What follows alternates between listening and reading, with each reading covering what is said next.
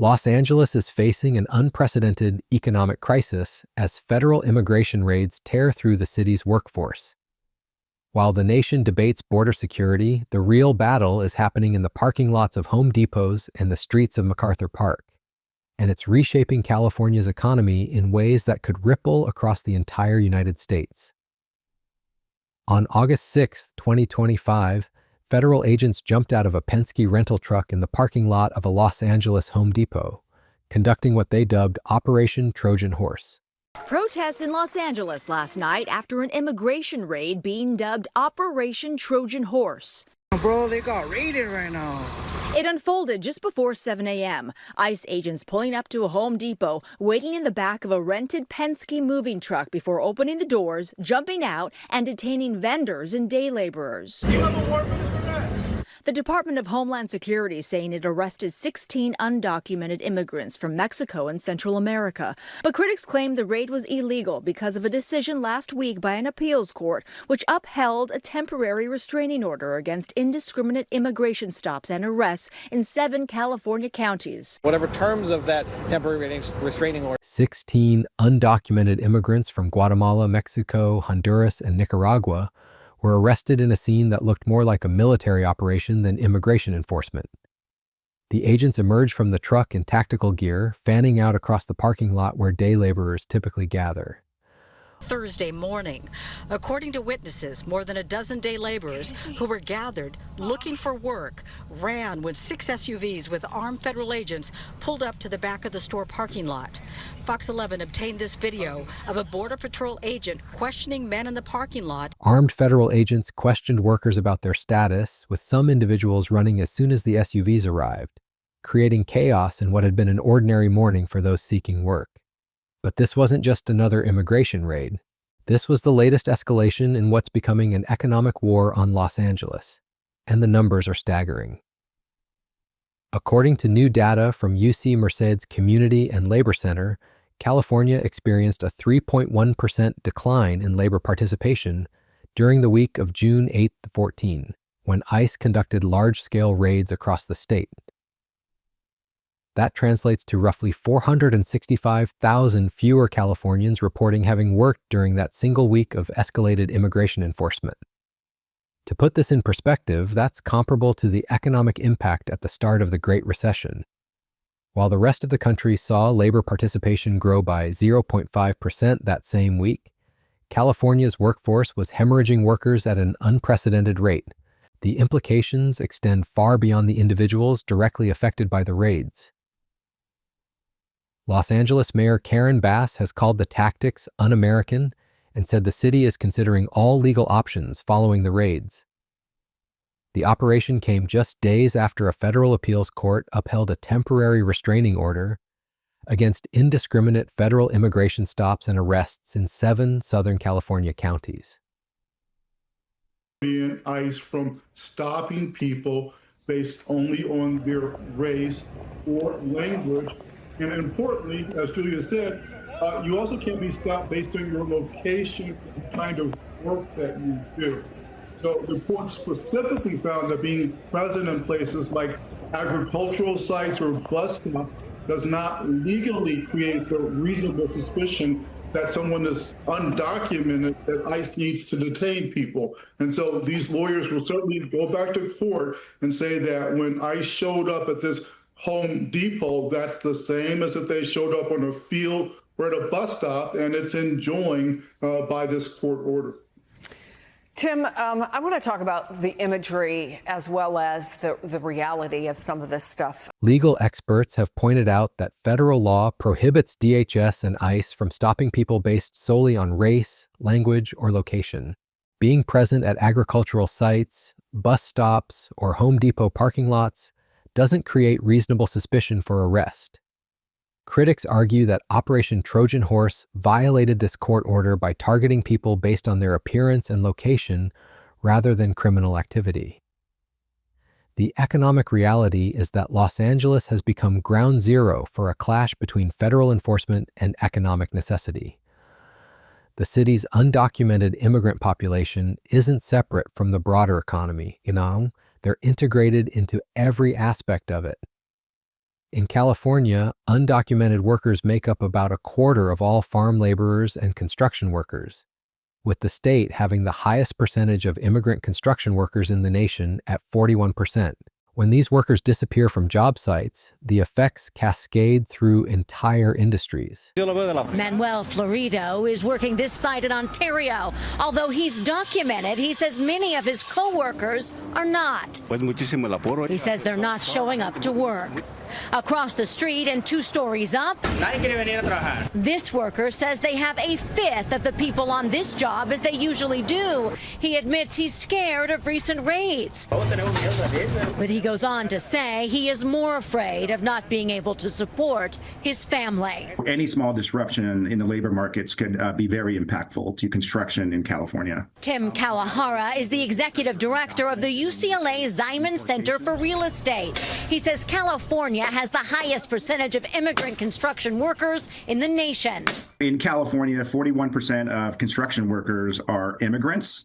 Undoubtedly, some of those workers are undocumented. He says Los Angeles is already facing a labor shortage in an industry faced with rebuilding 16,000 structures that burned during the recent fires. So any loss of workers will hurt. We have a shortage of labor, and there could be some supply chain disruption. Dr. Edward Flores, director of the UC Merced Community and Labor Center, explains the interconnected nature of these impacts. Because of the interconnected nature of the global economy, entire sectors are impacted when fewer immigrant workers show up for work. This domino effect is precisely what economists have been warning about as the Trump administration's immigration enforcement intensifies. The financial implications are staggering.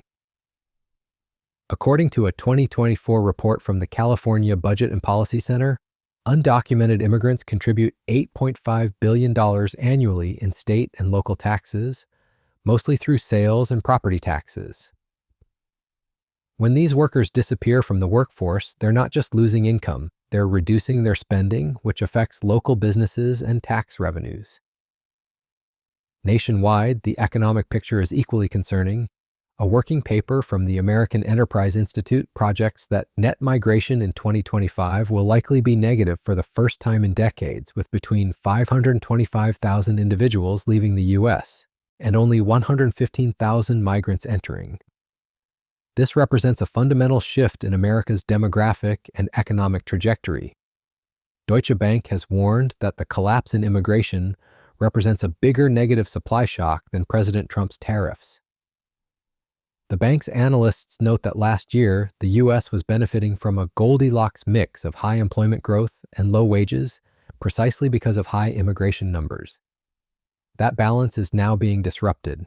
Apollo chief economist Torsten Sluck has calculated that if the U.S. deports 3,000 undocumented immigrants per day for a year, the country's labor force would drop by 1 million people. This would reduce the labor participation rate by 0.4 percentage points, leading to lower unemployment rates, but also lower job growth and increased wage inflation, particularly in construction, agriculture, and hospitality sectors. The irony is that while supporters of mass deportation argue it will create more opportunities for American workers, historical evidence suggests otherwise.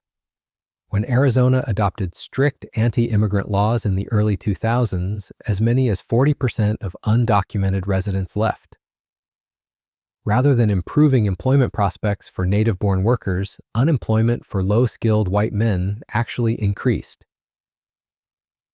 This pattern reflects a fundamental misunderstanding of how immigrant labor functions in the economy. Foreign-born workers, particularly those with lower education levels, often take jobs that would otherwise remain vacant.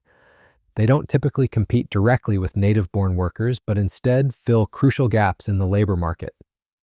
The situation in Los Angeles is particularly complex because of the city's legal challenges to federal enforcement. More than a dozen Southern California cities have joined a legal effort against the Trump administration, claiming the recent immigration raids are targeting people based on race and ethnicity rather than criminal activity.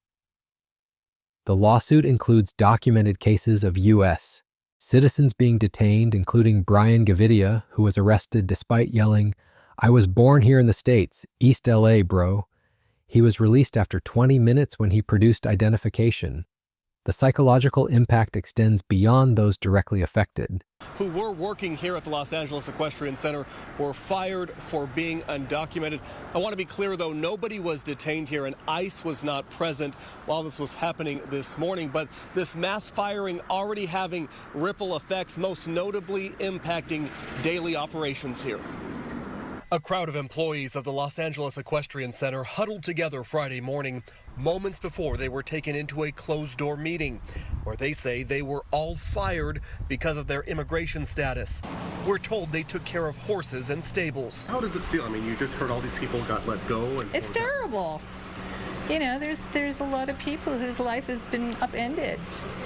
You know, if we got fired, you know how, I mean, just everyone can put themselves in that kind of a position, I'm sure. Susan Becker boards her horse here. Dozens of workers at the Los Angeles Equestrian Center near Griffith Park were terminated after management conducted E-Verify checks following an ICE inquiry, devastating families who had worked there for years. The city's large, undocumented immigrant community has slipped into the shadows, as one report describes it. This creates a climate of fear that affects not just undocumented workers, but entire communities. When people are afraid to report crimes, seek medical care, or engage in normal economic activities, it affects everyone. Adding to the exploitation, some contractors at day labor centers are now refusing to pay workers after jobs are completed, threatening to call ICE when workers try to recover their wages. Penske, the rental truck company whose vehicle was used in Operation Trojan Horse, has stated they strictly prohibit the transportation of people in their cargo areas and were unaware their trucks were being used in immigration operations. This highlights how the enforcement tactics are evolving and becoming more militarized. The Department of Homeland Security has defended the operations, claiming they target gang members and criminals. However, data tells a different story. An investigation into a prior sweep revealed that out of 78 individuals detained, 77 had no prior record with ICE. Interviewed in detention centers since June 6, 550. Only 97 have been deported. The rest are still being detained. Obviously, these numbers change every day.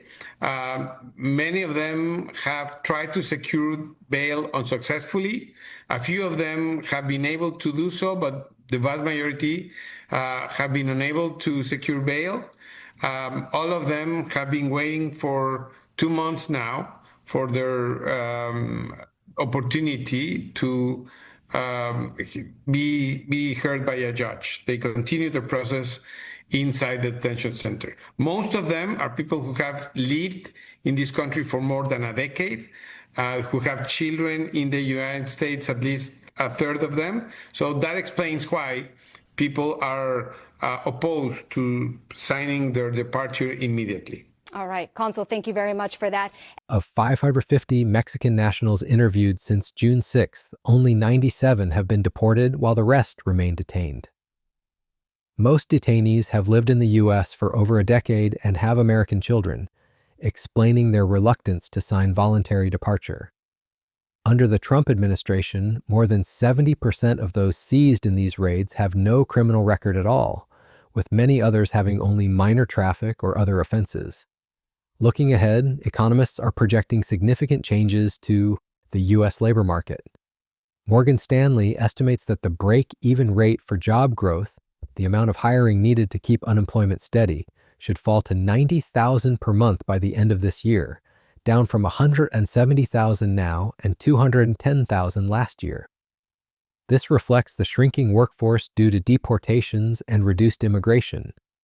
The long-term economic implications could be severe. One study concluded that if the government succeeds in deporting every person currently in the country illegally, it would result in a 1.4% drop in gross domestic product in the first year, with losses rising thereafter. The economy could shed more than $5 trillion in total. For Los Angeles specifically, the challenges are mounting. The city that has long prided itself on diversity and economic opportunity is now grappling with a workforce that's literally disappearing. Local officials are considering unprecedented measures, including potentially providing state-funded unemployment benefits to undocumented immigrants, something that would require significant political will and legal changes. The broader question facing Los Angeles and the nation is whether this approach to immigration enforcement is economically sustainable. With labor shortages already affecting multiple industries, removing significant portions of the workforce could create long-term economic damage that extends far beyond immigration policy. As federal agents continue their operations across Southern California, using increasingly sophisticated tactics like the Penske truck deployment, the economic experiment is ongoing. The results so far suggest that the cure may be worse than the perceived disease. Los Angeles, once the symbol of American opportunity and growth, is becoming a case study in how immigration policy and economic reality can collide with devastating consequences. The story of Operation Trojan Horse isn't just about immigration enforcement, it's about the fundamental structure of the American economy and whether political priorities can override economic necessities. As more cities join the legal challenges and more workers disappear from job sites, the answer to that question will determine not just the future of Los Angeles, but the economic trajectory of the entire United States.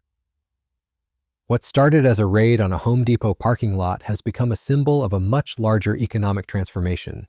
The question now is whether America is prepared for the consequences of that transformation, and whether cities like Los Angeles can adapt quickly enough to survive the disruption. The early indicators suggest that the economic cost of this enforcement approach may be far higher than anyone anticipated, turning what was intended as a solution into a crisis that could reshape the American economy for decades to come.